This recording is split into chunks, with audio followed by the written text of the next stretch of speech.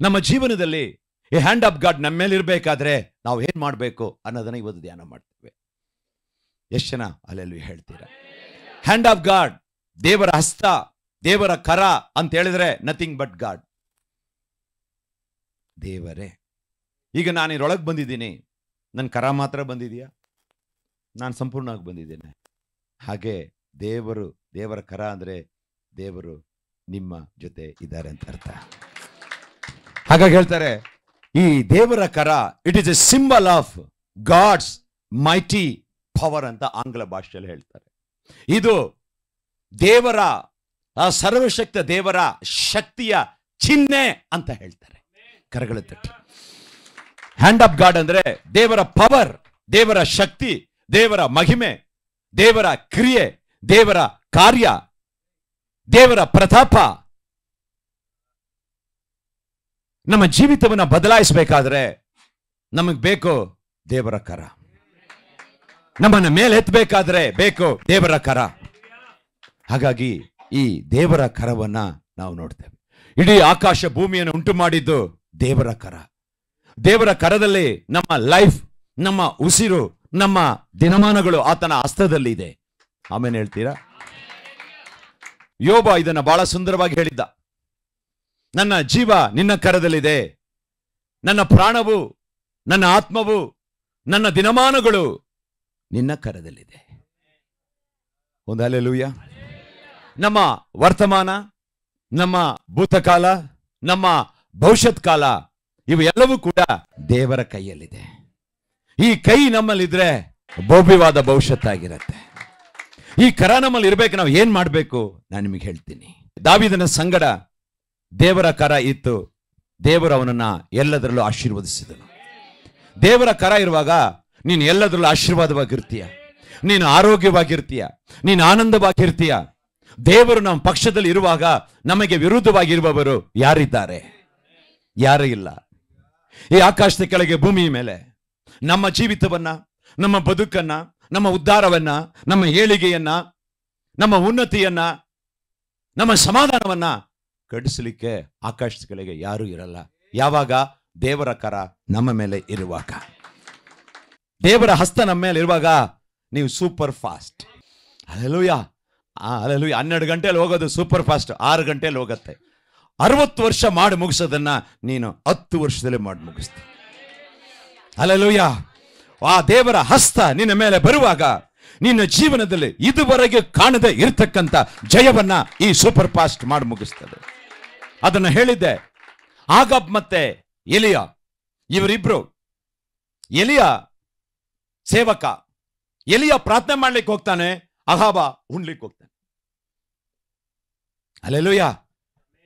ಅವನು ಬಗ್ಗಿ ತಿಂದ, ಇವನು ಬಗ್ಗಿ ಪ್ರಾರ್ಥನೆ ಮಾಡಿದ. ಗಮನಿಸ್ತಾ ಇದ್ದೀರಾ? ಎಷ್ಟು ಜನ ಇದೆ? ಊಟ ಹೆಂಗ್ ಮಾಡ್ತೀರಾ? ಹಂಗ್ ಮಾಡ್ತೀರಾ? ಹೆಂಗ್ ಮಾಡ್ತೀರಾ? ಹಿಂಗೆ. ಪ್ರಾರ್ಥನೆ ಹೆಂಗ್ ಮಾಡ್ತೀರಾ? ಹಿಂಗೆ. ನೋಡಿ, ಹಲ್ಲೆಲೂಯಾ. ಅವನು ಬಾಗಿ ತಿನ್ಲಿಕ್ಕೆ ಹೋದ, ಇವನು ಬಾಗಿ ಪ್ರಾರ್ಥಿಸ್ಲಿಕ್ಕೆ ಹೋದ. ಹಲ್ಲೆಲೂಯಾ. ಆಮೆನ್. ಇವನು ಬಾಗಿ ಪ್ರಾರ್ಥಿಸ್ಲಿಕ್ಕೆ ಹೋದ, ಅವನು ತಿನ್ಲಿಕ್ಕೆ ಹೋದ. ಅವನಿಗೆ ರಥ ಇದೆ, ಅವನಿಗೆ ಕುದುರೆ ಇದೆ, ಅವನಿಗೆ ಜನ ಇದ್ದಾರೆ. ಅವನು ನೋಡ್ಲಿಕ್ಕೆ ಹೇಗಿದ್ದಾನೆ? ರುಸ್ತುಮ, ಬಹಳ ಗಟ್ಟು ಮುಷ್ಟಾಗಿ ಚೆನ್ನಾಗಿದ್ದಾನೆ. ಅವನು ಇವನಿಗಿಂತ ಮುಂಚೆನೆ ಹೊರಟ, ಮಳೆ ಬರ ಮುಂಚೆ. ಆದ್ರೆ ಮುಂದೆ ಹೋಗಿದ್ ಯಾರು? ಎಲಿಯ. ಜನ ನೋಡಿದ್ರು, ಇವನಿಗೆ ಹಣ ಇಲ್ಲ, ಇವನಿಗೆ ರಥ ಇಲ್ಲ, ಇವನಿಗೆ ಯಾರೂ ಇಲ್ಲ, ಏನೂ ಇಲ್ಲ. ಆದ್ರೆ ಇವನು ಜಯಿಸ್ತಾನ, ಇವನು ಮುಂದೆ ಬರ್ತಾನ? ಪ್ರಪಂಚದ ಲೆಕ್ಕದಲ್ಲಿ ನೋಡಿದ್ರೆ, ಲೌಕಿಕವಾದ ಲೆಕ್ಕದಲ್ಲಿ ನೋಡಿದ್ರೆ, ಆ ಲೆಕ್ಕಾಚಾರದಲ್ಲಿ ಎಲ್ಲರೂ ಹೇಳ್ತಕ್ಕಂಥದ್ದು ಇವನೆಲ್ಲ ಯಾವತ್ತೂ ಉದ್ಧಾರ ಆಗಲ್ಲ. ಒಂದು ತಿಳ್ಕೊಳ್ಬೇಕು, ಲೋಕದವ್ರಿಗೆ ಇರೋಕ್ಕಿಂತ ನಮ್ಮೊಳಗಿರುವ ಆತನು ದೊಡ್ಡವನು. ಅದಕ್ಕೆ ಇದಕ್ಕೆ ದೈವಿಕದ ಕರ, ದೈವಿಕ ಹಸ್ತ, divine hand, A divine touch, divine touch. ಈ ಡಿವೈನ್ ಟಚ್, ಈ ದೈವಿಕ ಕರ ನಿಮ್ಮ ಸಂಗಡ ಇರುವುದಾದ್ರೆ ಎಲ್ಲರೂ ನಮ್ಮನ್ನ ಒಂದು ಅಂಡರ್ ಎಸ್ಟಿಮೇಟೇ ಮಾಡ್ತಾರೆ. ಅವ್ರು ಅಂಡರ್ ಎಸ್ಟಿಮೇಟ್ ಮಾಡಬೇಕು. ಅವ್ರು ಅಂಡರ್ ಮಾಡಿದ್ರೇನೆ ನಾವು ಅಪ್ಪರ್ ಹೋಗೋದು. ಕರಗಳನ್ನು ತಟ್ಟು. ಅವ್ರು ಅಂಡರ್ ಮಾಡಿದ್ರೇನೆ ಅಪ್ಪರ್ ಹೋಗೋದು. ಅರ್ಥ ಆಗ್ತಾ ಇದೆಯಾ? ಹಲ್ಲೆಲೂಯಾ. ಆಮೆನ್. ಎಲಿನ ಹತ್ರ ರಥನೂ ಇಲ್ಲ, ಕುದುರೆನೂ ಇಲ್ಲ, ನೋಡುವಷ್ಟು ಅಷ್ಟೊಂದು ಆರೋಗ್ಯನೂ ಕಾಣ್ತಾ ಇಲ್ಲ. ಅವನು ಫಾಸ್ಟಿಂಗ್ ಮಾಡಿ ಮಾಡಿ ಮಾಡಿ ಹೆಂಗಿದ್ದಾನೆ? ಸಣಕ್ಲ ಹಿಂಗಾಗಿದ್ದಾನೆ. ಹಲ್ಲೆಲೂಯಾ. ಇವನು ಮುಂದೆ ಬರ್ತಾನೆ, ಇವಳು ಮುಂದೆ ಬರ್ತಾನೆ, ಇವನ್ ಮನೆ ಉದ್ಧಾರ ಆಗತ್ತ? ಐ ಗೋಡಿಸ್ಲು ಬಿಕಾರಿ. ಬಿಕಾರಿ, ಆ ಬಿಕಾರಿ ಮೇಲೆ ಒಂದು ಕರ ಇದೆ, ದೇವರ ಹಸ್ತ. Hallelujah, hallelujah. ಆಮೆನ್. ಆಗೇನಾಯ್ತು?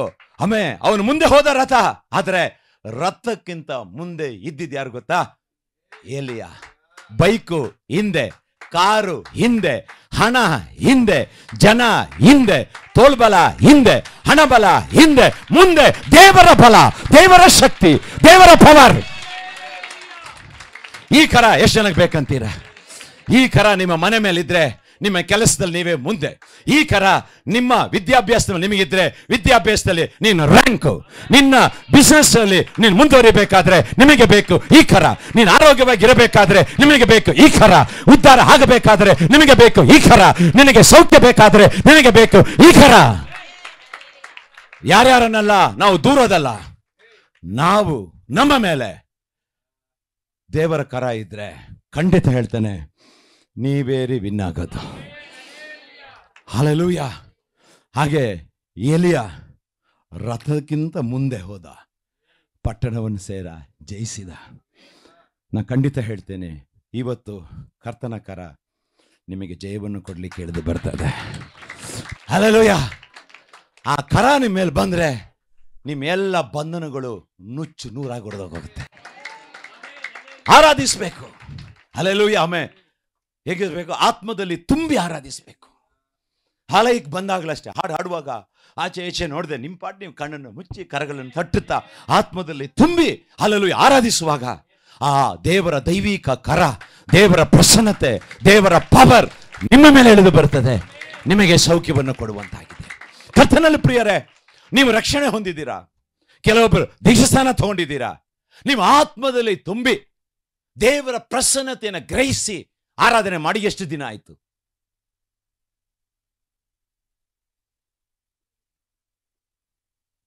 ಹಲ್ಲೆಲೂಯಾ. ಅರ್ಥ ಆಗ್ತಾ ಇದೆಯಾ? ಆತ್ಮದಲ್ಲಿ ತುಂಬಬೇಕು. ಅದನ್ನೇ ಹೇಳ್ತಿರೋದಿಲ್ಲಿ. ತುಂಬಿ ಆರಾಧನೆ ಮಾಡಿ ನೋಡಿ. ಆ ಅಭಿಷೇಕ ನಿಮಗೆ ಆಶೀರ್ವಾದವನ್ನು ಕೊಡುತ್ತದೆ, ಆರೋಗ್ಯವನ್ನು ಕೊಡುತ್ತದೆ, ಆನಂದವನ್ನು ಕೊಡುತ್ತದೆ, ಏಳಿಗೆಯನ್ನು ಕೊಡುತ್ತದೆ, ಬಿಡುಗಡೆಯನ್ನು ಕೊಡುತ್ತದೆ. ಹಲ್ಲೆಲೂಯಾ. ಆಮೆನ್. ಅದಕ್ಕೆ ಎಲಿಯ ಹೇಳಿದ, ಆ ಕಿನ್ನಿಯರನ್ನು ತೆಗೆದುಕೊಂಡು ಬಾ. 2 ಅರಸರುಗಳು 3:15 ಓದುವಾಗ, 2 ಅರಸರುಗಳು 3:15 ಓದುವಾಗ ಅವರಿಗೆ ಆಹಾರ ಇರಲಿಲ್ಲ. ಆಗ 3:15 ಈಗ ಒಬ್ಬ ವಾದ್ಯಗಾರನನ್ನು ನನ್ನ ಹತ್ತಿರ ಕರಕೊಂಡು ಬನ್ನಿರಿ ಎಂದು ಹೇಳಿದನು.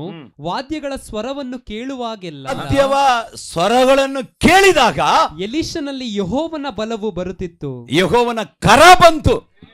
ಕನ್ನಡದಲ್ಲಿ ತಪ್ಪದು, ಆಂಗ್ಲ ಮತ್ತೆ ತಮಿಳು ಭಾಷೆ ಹೇಳ್ತದೆ ಹ್ಯಾಂಡ್ ಆಫ್ ದ ಲಾರ್ಡ್. ನೋಡಿ, ಅಲ್ಲಿ ನೀವು ವರ್ಷಿಪ್ ಮಾಡುವಾಗ, ದೇವರನ್ನ ಆರಾಧಿಸುವಾಗ, ದೇವರನ್ನ ಸ್ತುತಿಸುವಾಗ ಹ್ಯಾಂಡ್ ಆಫ್ ಗಾಡ್ ನಿಮ್ಮ ಮೇಲೆ ಹಿಡಿದು ಬರ್ತದೆ.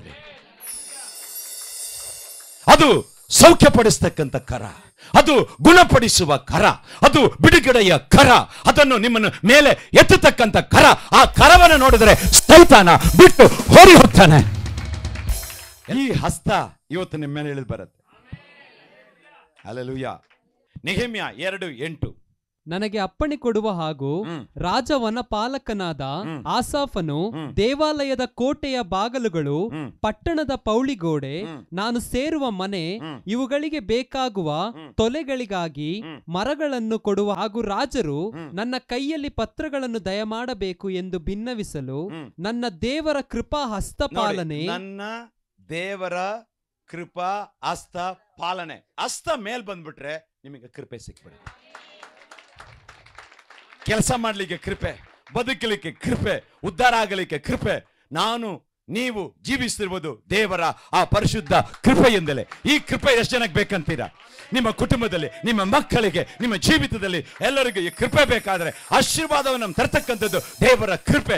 ದೇವರ ಕೃಪೆ ಅಂತ ಹೇಳಿದ್ರೆ ಹಲ್ಲೆಲೂಯಾ. ಯೋಗ್ಯತೆ ಇಲ್ಲದವನಿಗೆ ಯೋಗ್ಯತೆ, ಅರ್ಹತೆ ಇಲ್ಲದವನಿಗೆ ಅರ್ಹತೆ, ಆರೋಗ್ಯ ಇಲ್ಲದವನಿಗೆ ಆರೋಗ್ಯ, ಸಮಾಧಾನ ಇಲ್ಲದವನಿಗೆ ಸಮಾಧಾನ, ಬಿಡುಗಡೆ ಇಲ್ಲದವನಿಗೆ ಬಿಡುಗಡೆ. ಕರಗಳನ್ನು ತಟ್ಟಿ ಒಂದಿಕ್ಕ ಈ ಹಸ್ತ ನಿನಗೆ ಬೇಕಾ? ಎಷ್ಟು ನನಗೆ ಹಸ್ತ ಬೇಕಂತೀರಾ? ಆ ಹಸ್ತ ನಿನಗೆ ಕೃಪೆಯನ್ನು ಕೊಡುತ್ತದೆ. ಹಲ್ಲೆಲೂಯಾ. ಇನ್ನೊಂದಲ್ಲಿ 2:18, ನನ್ನ ದೇವರ ಕೃಪಾ ಹಸ್ತವು, ನನ್ನ ದೇವರ ಕೃಪಾಹಸ್ತವು ನನ್ನನ್ನು ಪಾಲಿಸಿದ್ದನ್ನು, ನನ್ನ ಪಾಲಿಸಿದ್ದನ್ನ, ಅರಸನು ನನಗೆ ಹೇಳಿದ್ದನ್ನ ಅವರಿಗೆ ವಿವರಿಸಿದೆನು. ದೇವರ ಹಸ್ತ ನಮ್ಮ ಮೇಲೆ ಇರುವಾಗ ನಮಗೆ ಜನರಲ್ಲಿ, ಮನೆಯಲ್ಲಿ, ಕೆಲಸದಲ್ಲಿ, ವ್ಯಕ್ತಿಗಳಲ್ಲಿ, ಅಧಿಕಾರಿಗಳಲ್ಲಿ ನಮಗೆ ದಯೆ ಸಿಗತ್ತೆ. ಶುಭವೂ ಕೃಪವು ನಮ್ಮನ್ನ ಹಿಂಬಾಲಿಸು. ಯಾವಾಗ? ದೇವರ ಹಸ್ತ ನಮ್ಮ ಮೇಲೆ ಇದ್ದಾಗ. ಪಕ್ಕದಲ್ಲಿ ಹೇಳಿ, ದೇವರ ಹಸ್ತ ನಮ್ಮ ಮೇಲೆ ಇದ್ದಾಗ. ಕೈ ಮುಟ್ರಿ. ಹಲ್ಲೆಲೂಯಾ. ಆಮೆನ್. ದೇವರ ಹಸ್ತ ನಮ್ಮ ಮೇಲೆ ಇದ್ದಾಗ ಅವ್ರು ಎಂಥವರೇ ಇರಲಿ, ಅವ್ರ ಮನಸ್ಸನ್ನ ನಾವಲ್ಲ ನಮ್ಮಪ್ಪ ಬದಲಾಯಿಸ್ತಾರೆ. ಹಾಗಾದ್ರೆ ಈ ಹಸ್ತ ನಿಮ್ಮ ಮೇಲಿದ್ರೆ ಇವತ್ತಿಂದ ಹೇಳ್ತೇನೆ, ನಿಮ್ಮ ಕೆಲಸದಲ್ಲಿ ಹೊಸ ಕೃಪೆ, ಹೊಸ ಶುಭಗಳು, ಹೊಸ ಆಶೀರ್ವಾದಗಳು, ಹೊಸ ಆದಾಯ, ಹೊಸ ಇನ್ಕಮ್, ಹೊಸ ಪ್ರಮೋಷನ್, ಹೊಸ ಕಾರ್ಯಗಳನ್ನ ನಿಮ್ಮ ಜೀವನದಲ್ಲಿ ಈ ವಾರದಲ್ಲಿ ಕಾಣ್ತೀರಾ. ಕರಗಳನ್ನು ತಟ್ಟಿ ಆಮೇಲೆ ಅಂತೇಳಿ. ಹಲ್ಲೆಲೂಯಾ. ಇಷ್ಟು ದಿನ ನಿಮಗೆ ಅಡ್ಡಿಯಾದಂತ ಕಾರ್ಯದ ಬಾಗಿಲು ಇವತ್ತು ನಿಮಗೆ ತೆರೆಯಲ್ಪಡುತ್ತದೆ. ಯಾರ್ಯಾರಿಗೆ ಬಾಗಿಲು ತೆರೆಯಬೇಕು ಕರಗಳನ್ನು ತಟ್ಟಿ ಆಮೇಲೆ ಅಂತ ಅಂದ್ಕೊಳ್ಳಿ. ಒಂದು ಮಾತು ಹೇಳ್ತೀನಿ, ನಿಮ್ಮ ಜೀವನದಲ್ಲಿ ಜಯ ಇಲ್ಲೇ ಇರೋದು. ಈ ಆಲಯದಲ್ಲಿ ನೀವು ಎಷ್ಟು ಕೈ ತಡ್ತೀರಾ ಅಷ್ಟು ಅಭಿಷೇಕ ಅಲ್ಲಲ್ಲಿ ಕಟ್ಟಿನ ಮೇಲೆ ಬೀಳತ್ತೆ. ಬಂಧನಗಳು ಮುರಿದೋಗತ್ತೆ. ಬಂಧನಗಳು ಜಯ ನಿನ್ನ ಜೀವನದಲ್ಲಿ, ನಿನ್ನ ಬದುಕಿನಲ್ಲಿ ಇರತಕ್ಕಂಥ ಎಲ್ಲ ಸೋಲುಗಳು ಬದಲಾಗ್ತದೆ. ಬಲಹೀನತೆಗಳನ್ನು ಬಿಟ್ಟು ಹೋಗ್ತದೆ. ಹಲ್ಲೆಲೂಯಾ. ಹಾಗಾದ್ರೆ ಈ ಕರ ನಮ್ಮ ಮೇಲೆ ಹಿಡಿದು ಬರಬೇಕಾದ್ರೆ ಏನ್ ಮಾಡಬೇಕು? ನೆಹೆಮ್ಯ 1ನೇ ಅಧ್ಯಾಯ 4ನೇ ವಾಕ್ಯ. ನಾನು ಈ ವರ್ತಮಾನವನ್ನು ಕೇಳಿದಾಗ ನೆಲದ ಮೇಲೆ ಕೂತುಕೊಂಡು ಅತ್ತೆನು ಕೆಲವು ದಿವಸಗಳವರೆಗೂ ಶೋಕಿಸುತ್ತಾ ಉಪವಾಸವಾಗಿದ್ದು ಪರಲೋಕ ದೇವರ ಮುಂದೆ ವಿಜ್ಞಾಪನೆ ಮಾಡುತ್ತಾ ಇದ್ದೆನು. ನಂಬರ್ 1, ದೇವರನ್ನು ಹುಡುಕಬೇಕು. ಯಾರ ಮುಂದೆ? ದೇವರ ಮುಂದೆ. ಸಿಟ್ ಅಂಡ್ ಸಿಕ್. ಕುಳಿತು ಹುಡುಕು. ಕುಳಿತುಕೋ. ದೇವರ ಪಾದದಲ್ಲಿ ಕುಳಿತುಕೋ. ಓಡಾಡಬೇಡ. ಆ ಹಸ್ತ ನಿನ್ನ ಮೇಲೆ ಇಳಿದು ಬರುತ್ತೆ.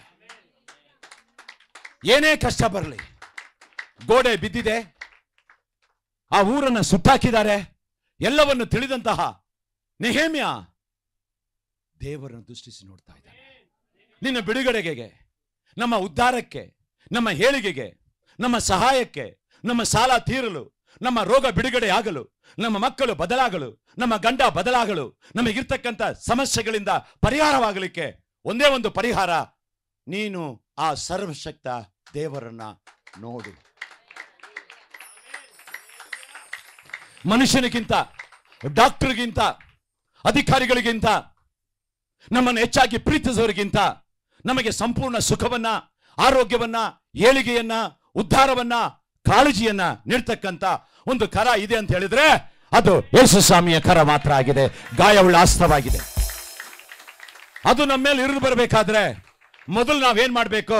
ಆತನನ್ನ ದೃಷ್ಟಿಸಬೇಕು, ಕುಳಿತುಕೊಳ್ಬೇಕು, ಆತನನ್ನ ನೋಡ್ಬೇಕು, ನಾವು ಪ್ರಾರ್ಥಿಸಬೇಕು.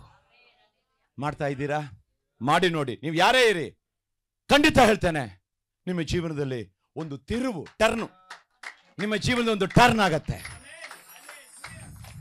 ಒಂದು ಆಮೇನ್. ನಿಮ್ಮ ಜೀವನದ ಬದುಕು ಟರ್ನ್. ಸಾಲದಲ್ಲಿದ್ದೀನಿ, ಉದ್ಧಾರ ಆಗ್ತಾ ಇಲ್ಲ, ಏಳಿಗೆ ಆಗ್ತಾ ಇಲ್ಲ, ವ್ಯಾಪಾರ ಆಗ್ತಾ ಇಲ್ಲ, ಇದು ಬದಲಾಗ್ತಾ ಇಲ್ಲ, ಈ ರೋಗ ಬಿಟ್ಟು ಹೋಗ್ತಾ ಇಲ್ವಾ? ಅಕ್ಕ, ಅಣ್ಣ, ತಮ್ಮ, ತಂಗಿ, ಒಂದು ಮಾತು ಹೇಳ್ತೀನಿ ನಿಮ್ಗೆ, ಒಳ್ಳೆ ಮಾತು ಇವತ್ತು.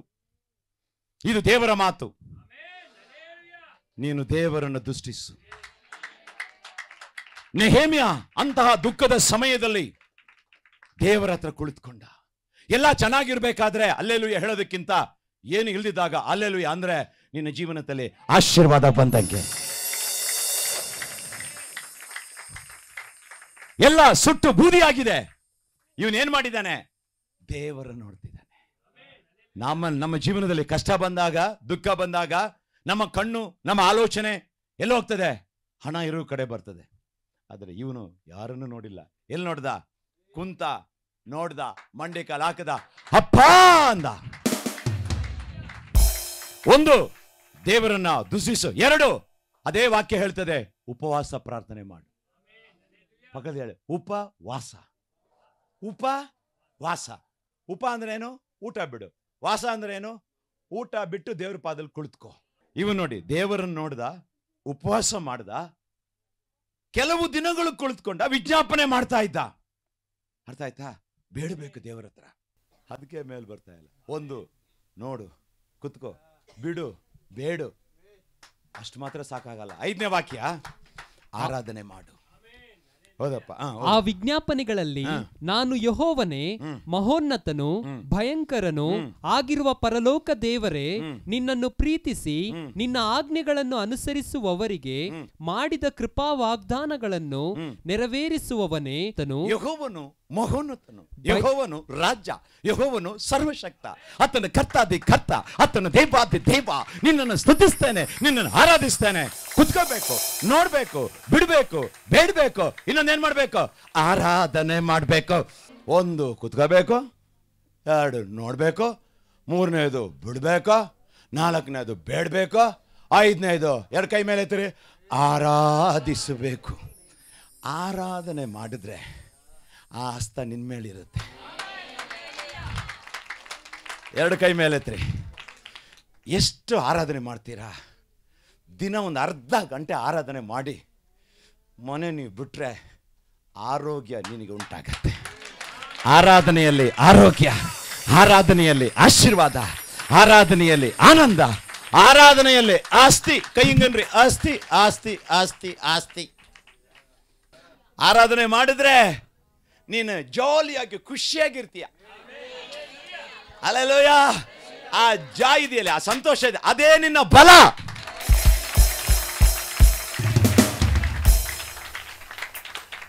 ಹಲ್ಲೆಲೂಯಾ. ಎಲ್ಲಿ ಸಂತೋಷ ಇದೆ ಅಲ್ಲಿ ಬಲ ಇದೆ. Hallelujah. Joy of the Lord is my strength ಅಂತ ಹೇಳ್ತಾರೆ ಇಂಗ್ಲಿಷ್. ಪಕ್ಕದಲ್ಲಿ ಹೇಳಿ, joy of the Lord is my strength. ಪಕ್ಕದಲ್ಲಿ, joy of the Lord is my strength. ಯಾರು ಸಂತೋಷವಾಗಿರ್ತಾರೆ ಅವು ಹೇಗಿರ್ತಾರೆ? ಬಲ. ಎಲ್ಲರೂ ಹೇಳಿ, ಬಲ. ಅದಕ್ಕೆ ಸೈತಾನ ಏನ್ ಮಾಡ್ತಾರೆ? ಏನಾದ್ರೂ ಒಂದು ತಂದಿಕ್ಬಿಟ್ಟು, ಏನದು, ಏನಾದ್ರು ದುಃಖ ತರದಾದ್ರೆ, ಯಾಕೆ ಗೊತ್ತಾ? ನಿಮ್ಮನ್ನ ಬಲಹೀನರಾಗಿ ಮಾಡಲಿಕ್ಕೆ, ನಿಮ್ಮನ್ನ ಸೋತು ಹೋಗುವಾಗ ಮಾಡಲಿಕ್ಕೆ. ಏನೇ ಬಲಹೀನತೆ ಬರಲಿ, ಏನೇ ಕಷ್ಟ ಬರಲಿ, ನಿಮ್ಮೊಳಗೆ ಇರುವ ಆತನು ದೊಡ್ಡವನು.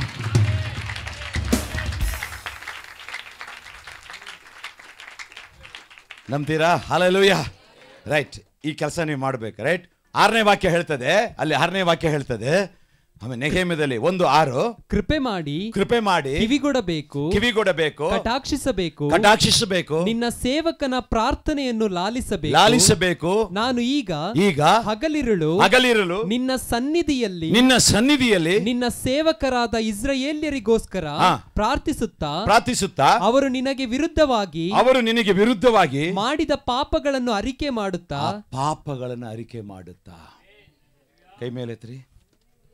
ನಾವು ಅರಿಯದೆ ನಮ್ಮ ಜೀವನದಲ್ಲಿ ಏನೇ ತಪ್ಪುಗಳಿದ್ರು, ದೇವರೇ ನನ್ನನ್ನು ಕ್ಷಮಿಸು.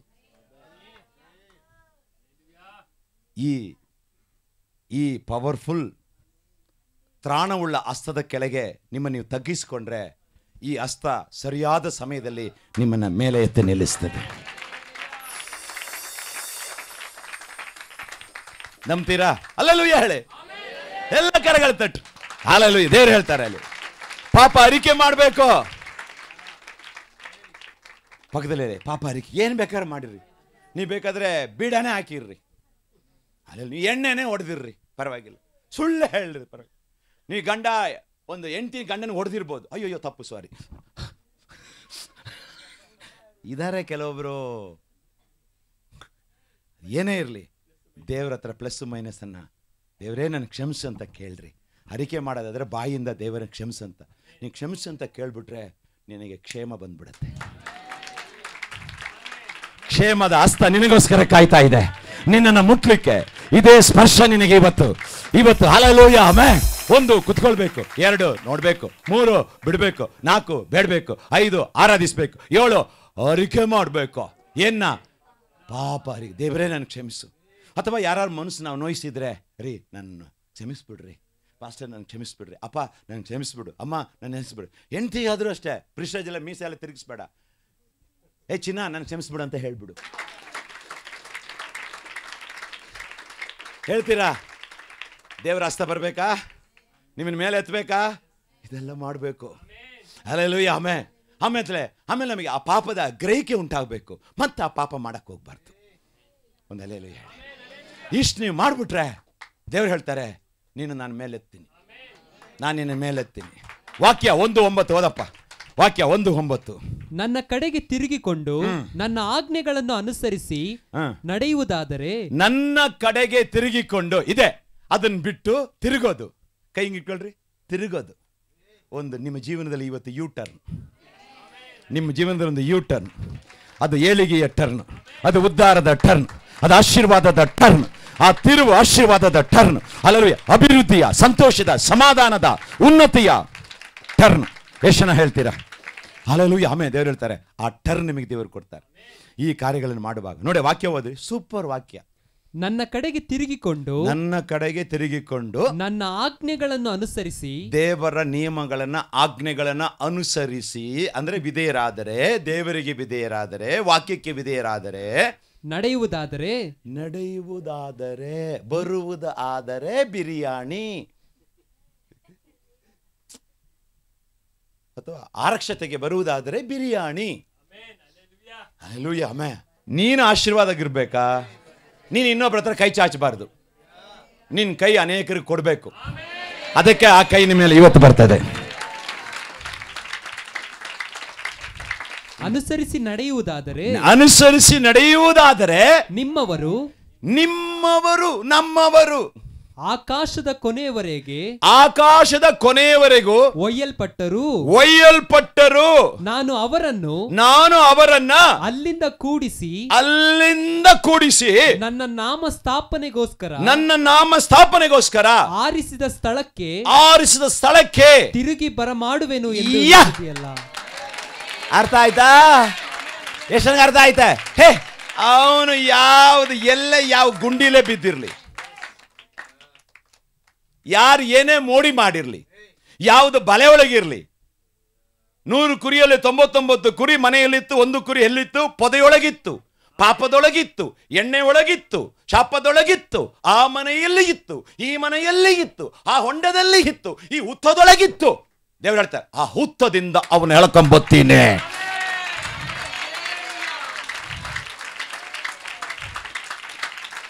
ನಾನು ಹೇಳಿದ ಅರ್ಥ ಆಗ್ತಾ ಇದೆಯಾ? ನೀನು ತಳ್ಳಲ್ಪಟ್ಟಿದ್ರೆ, ನೀನು ಕೈ ಬಿಡಲ್ಪಟ್ಟಿದ್ರೆ, ಎಲ್ಲರೂ ನೀನು ನಿರಾಕರಿಸಿ ತಳ್ಳಿಬಿಟ್ಟಿದ್ರೆ, ನೀನು ಬಿದ್ದ ಸ್ಥಳದಿಂದ ನಾನು ನಿನ್ನನ್ನು ಎತ್ಕೊಂಡು ಬರ್ತೇನೆ, ನಾನು ನಿನ್ನನ್ನು ಎತ್ತಿ ತರ್ತೇನೆ. ಕರಗಳನ್ನು ತಟ್ಟು. ಸಾಲದಲ್ಲಿ ಬಿದ್ದಿದೀಯಾ? ರೋಗದಲ್ಲಿ ಬಿದ್ದಿದೀಯಾ? ದುಃಖದಲ್ಲಿ ಬಿದ್ದಿದೀಯಾ? ವ್ಯಾಧಿಯಲ್ಲಿ ಬಿದ್ದಿದೀಯಾ? ಯಾವುದರಲ್ಲಿ ಬಿದ್ದಿದೀಯಾ ಅಕ್ಕ, ಅಣ್ಣ? ಯಾವುದರಲ್ಲಿ ಬಿದ್ದಿದೀಯಾ? ಪಾಪದಲ್ಲಿ ಬಿದ್ದಿದೀಯಾ? ಇಚ್ಛೆಯಲ್ಲಿ ಬಿದ್ದಿದೀಯಾ? ಹವ್ಯಾಸದಲ್ಲಿ ಬಿದ್ದಿದೀಯಾ? ಯಾವುದಕ್ಕೆ ಗುಲಾಮನಾಗಿದೆಯಾ? ಹೊರಗೆ ಬರ್ಲಿಕ್ಕೆ ಆಗ್ತಾ ಇಲ್ವಾ? ದೇವರು ಹೇಳ್ತಿದ್ದಾರೆ, ನೀ ನನ್ನ ಪಾದದಲ್ಲಿ ಕೂತ್ಕೋ, ನನ್ನನ್ನು ನೋಡು, ಉಪವಾಸ ಮಾಡು, ಬಿಡು ಕೆಲವೊಂದು ವಿಷಯಗಳನ್ನ ಬಿಡು, ನನ್ನನ್ನು ನೋಡಿ ಸ್ತುತಿಸು, ಬೇಡು, ಆರಾಧಿಸು, ನನ್ನ ಕೈ ನಿನ್ನ ಪರವಾಗಿ ಹೋಗುತ್ತೆ. ನನ್ನ ಕೈ ನಿನ್ನ ಪರವಾಗಿ, ನನ್ನ ಕೈ ನಿನ್ನ ಪರವಾಗಿ, ನಿನ್ನ ಪರವಾಗಿ ನನ್ನ ಹಸ್ತ, ನನ್ನ ಹಸ್ತ. ಅವರು ಯಾರೇ ಇರಲಿ, ನಿನ್ನ ಕುಟುಂಬದವರು ಯಾರೇ ಆಗಿರಲಿ, ನಿನ್ನ ಕುಟುಂಬದವರು ಯಾರಾಗಿರ್ಲಿ, ನನ್ನ ಕೈ ಎತ್ಕೊಂಡು ಬರತ್ತೆ, ಎತ್ಕೊಂಡು ಬರತ್ತೆ, ಹಿಡ್ಕೊಂಡು ಬರತ್ತೆ, ಹೊತ್ಕೊಂಡು ಬರತ್ತೆ. ನಂಬ್ತೀರಾ? ಎಷ್ಟು ಜನ ನಂಬ್ತೀರಾ? ನೀವು ಆರಾಧಿಸುವಾಗ, ನಿಮ್ಮ ಜೀವಿತವನ್ನು ದೇವರಿಗೆ ಅರ್ಪಣೆ ಮಾಡುವಾಗ, ನಿಮ್ಮ ಜೀವನದಲ್ಲಿ ಕಳೆದು ಹೋಗಿರ್ತಕ್ಕಂಥ ಕುರಿ, ನಿಮ್ಮ ಕುರಿ ಯಾವುದ್ರಿ? ಸಮಾಧಾನನ, ಸಂತೋಷನ, ಹಣನ, ಬಿಸ್ನೆಸ್ಸ, ನಿಮ್ಮ ಮನೆಯವರ, ನಿಮ್ಮ ಮಕ್ಕಳ, ಆಸ್ತಿ ಕೈ ಬಿಟ್ಟು ಹೋಗಿದೆಯಾ? ಆರೋಗ್ಯ ಕೈ ಬಿಟ್ಟು ಹೋಗಿದೆಯಾ? ಯಾವುದು ಕೈ ಬಿಟ್ಟು ಹೋಗಿದೆ? ದೇವ್ರು ಹೇಳ್ತಾರೆ, ನನ್ನ ಕರ ಹಿಡಿದು ಹೋಗುತ್ತೆ, ನನ್ನ ಕರ. ಇನ್ನು ಒಂದು ವಾಕ್ಯ ಓದ್ತೀನಿ, ಅಲ್ಲಿಗೆ ಮುಗಿಸ್ತೀನಿ. ಕೀರ್ತನೆ 18:16. ಆತನು ಮೇಲಣ ಲೋಕದಿಂದ ಕೈ ಚಾಚಿ ನನ್ನನ್ನು ಹಿಡಿದು ಮಹಾಜಲರಾಶಿಗಳೊಳಗಿಂದ ಎಳೆದನು. ಎಲ್ರಿ? ಮೇಲನ ಲೋಕದಿಂದ ನಿನ್ ಕೈ ಮೇಲೆತ್ತಿದ್ರೆ, ಕೈ ಮೇಲೆತ್ರಿ. ಈ ಕೈ ಮೇಲೆತ್ತಿ ಯೇಸುವೇ ಸ್ತೋತ್ರ ಅನ್ನುವಾಗ, ನೀನು ಆರಾಧನೆ ಮಾಡುವಾಗ ಈ ಕೈ ಇದೆಯಲ್ಲ, ಮೇಲನ ಲೋಕದ ಬಾಗಿಲು ತೆರೆಯುತ್ತದೆ. ಯಾಕೆ ಕೈ ಎತ್ತು ಪ್ರಾರ್ಥನೆ ಮಾಡೋದು ಗೊತ್ತಾ? ನೀನ್ ಕೈ ಎತ್ತಿದ್ರೆ ನಿನ್ ಪರವಾಗಿ ನನ್ನ ಕರ್ತನ ಕೈ ಹಿಡಿದು ಬರುತ್ತೆ. ತಟ್ಟೋ ಕರ್ತನಿಗೆ ಕರಗಳನ್ನ. ಎಷ್ಟು ಜನ ನಂಬ್ತೀರಾ? ಯಾವ ವಾಕ್ಯ ಓದಪ್ಪ? ಯಾವ್ದೊಳಗೆ?